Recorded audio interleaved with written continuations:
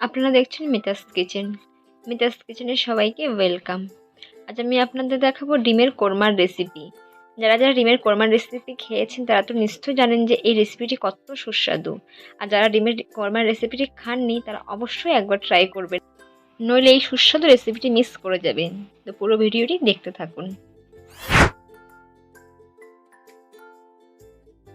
প্রথমে আমি একটি প্যানে তেল দিয়ে দিয়েছি। এবার দিয়ে দিচ্ছি পেঁয়াজ। এখানে দুটি মিডিয়াম সাইজের পেঁয়াজ নিয়েছি আমি।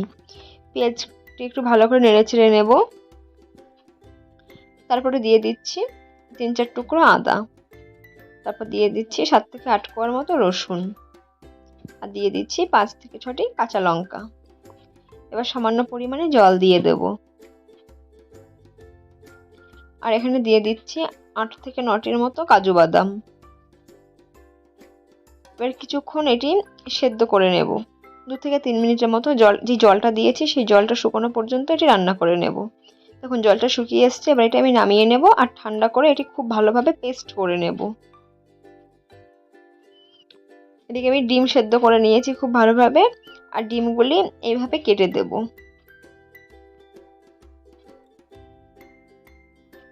দু সাইডে কিন্তু সবগুলো ডিম আমি এভাবে কেটে নিয়েছি। এবার ডিমগুলি ভেজে নেব। এতে আমি ডিমে কিন্তু নুন বা হলুদ কিছুই মেশাইনি, খুব হালকা করে ডিমগুলি ভেজে নেব। আর ডিমগুলি যাতে লাল না হয়, কারণ ডিমের কোরমা কিন্তু একটু সাদা সাদা টাইপেরই হয়। তো আমি খুব হালকা করে ভেজে ডিমগুলি তুলে নিচ্ছি। দেখতেই পাচ্ছেন ডিমগুলি কিন্তু খুব সাদাই রয়েছে। তারপর ওই পাত্রে দিয়ে দিলাম 2 চামচ ঘি।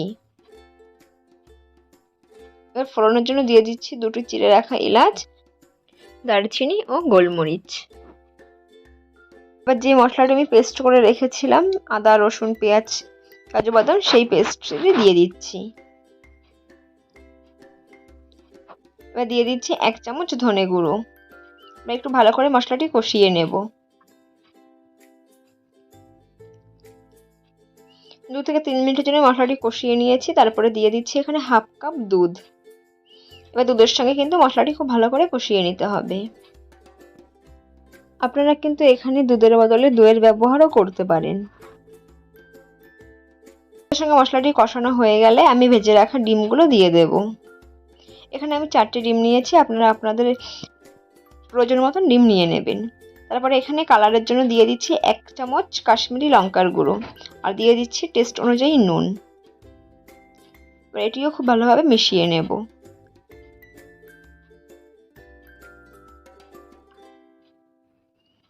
মেশানো হয়ে গেলে আমি এখানে দিয়ে দিচ্ছি সামান্য পরিমাণে কসুরি মেথি।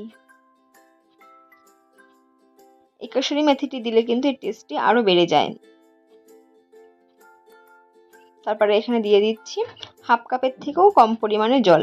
আর এখানে খুব বেশি জল দেবেন না, কারণ এটি শুকনো শুকনোই খেতে ভালো লাগে। তারপরে 2 থেকে 3 মিনিটের মতো রান্না করে নিচ্ছি।